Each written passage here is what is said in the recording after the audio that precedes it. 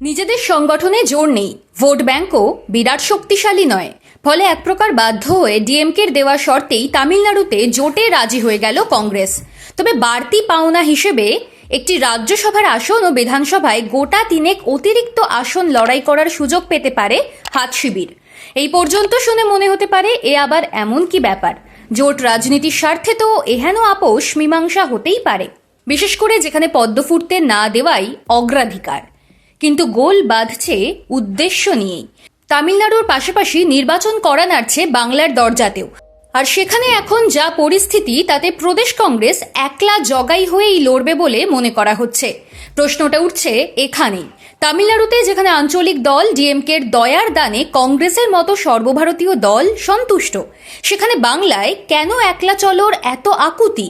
বিধান ভবনের বর্তমান কাণ্ডারি শুভঙ্কর সরকার মনে করছেন বাংলার 294টি আসনে নিজেদের প্রার্থী দেওয়ার ক্ষমতা কংগ্রেসের রয়েছে।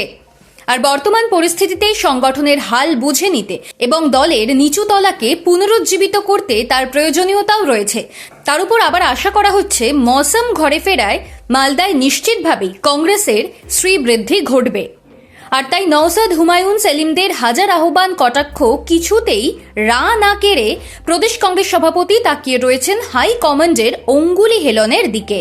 কোনো দল তার নিজের জোরে নির্বাচন লড়বে, তাতে জয় পরাজয় যাই হোক না কেন তা নিয়ে এমনিতে কারোর কিছু বলার থাকতে পারে না।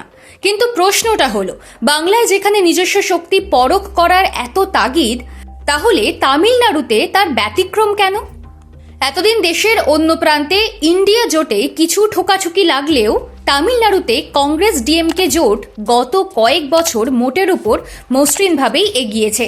2026-এর বিধানসভা নির্বাচনের আগে কংগ্রেস হাইকমান্ড স্পষ্ট করে দিল তামিলনাড়ুতে তারা লড়বে ডিএমকের সঙ্গী হিসেবেই। কিন্তু কোন শর্তে? বেশ কিছুদিন ধরেই ডিএমকে ঘিরে ক্ষোভ জমছিল সে রাজ্যের কংগ্রেস নেতাদের মধ্যে। ক্ষোভের মূল কারণ অসম্মান।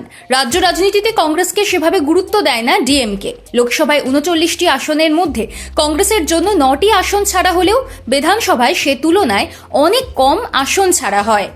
এমনকি সে রাজ্যে ডিএমকে কংগ্রেস জোট ক্ষমতায় থাকলেও সরকারে কংগ্রেসের কোনো অংশীদারিত্ব নেই। স্থানীয় পুরসভা, বিভিন্ন উন্নয়ন বোর্ডেও কংগ্রেস নেতাদের গুরুত্ব দেওয়া হয় না। এমন বিবিধ অভিযোগ তুলে ডিএমকে সঙ্গ ছাড়ার বার্তা দিচ্ছিলেন অনেক নেতা। দলের অন্তরে কেউ কেউ স্বাবলম্বী হয়ে একলা চলার পক্ষে ছিলেন, কেউ আবার অভিনেতা বিজয়ের নতুন দল টিভিকের সঙ্গে হাত মেলানোর পক্ষে ছিলেন। এই পরিস্থিতিতে রাহুল গান্ধী খোদ ডিএমকের শীর্ষ নেত্রী কানিমোঝির সঙ্গে বৈঠক করেছেন। বৈঠকে দলের নেতাদের দাবি দেওয়ার কথা ডিএমকে নেত্রীর সামনে তুলেও ধরেন। কিন্তু ডিএমকে কোনোভাবেই ক্ষমতায় কংগ্রেসকে অংশীদার করার প্রস্তাবে রাজি হয়নি। এমনকি কংগ্রেস যে পরিমাণ আসনে লড়তে চাইছিল তাতেও রাজি হয়নি। তামিলনাড়ু বিধানসভায় মোট আসন 234। এর মধ্যে 2021 সালে তামিলনাড়ুতে কংগ্রেস মাত্র 25টি আসন লড়ে 18টিতে জেতে। এবার হাতশিবির অন্তত 42 আসনে লড়তে চায়। সেই সঙ্গে শরিক ডিএমকের কাছে একটি রাজ্যসভার আসনও দাবি রয়েছে তাদের। সবচেয়ে বড় দাবি ছিল ক্ষমতায় অংশীদার হওয়া। এই 3 নম্বর দাবিটি পুরো খারিজ করেছেন কানিমোঝি। সাফ জানিয়েছেন ক্ষমতায় এলেও এক দলেরই সরকার হবে। কংগ্রেস যেখানে 17টি অতিরিক্ত আসন দাবি করেছিল, সেখানে মাত্র গোটা 3 ছাড়তেই রাজি হয়েছেন কানিমোঝি। সেটা টেনে টুনে 5 হতে পারে। একমাত্র রাজ্যসভার আসনটি তারা ছাড়তে রাজি। সব মিলিয়ে কংগ্রেসের মূল দাবিগুলি খারিজ করেছে ডিএমকে। তাও জোটে রাজি হয়ে গেলেন রাহুল, কারণ দক্ষিণের ওই রাজ্যে দল পুরোপুরি ডিএমকে নির্ভর।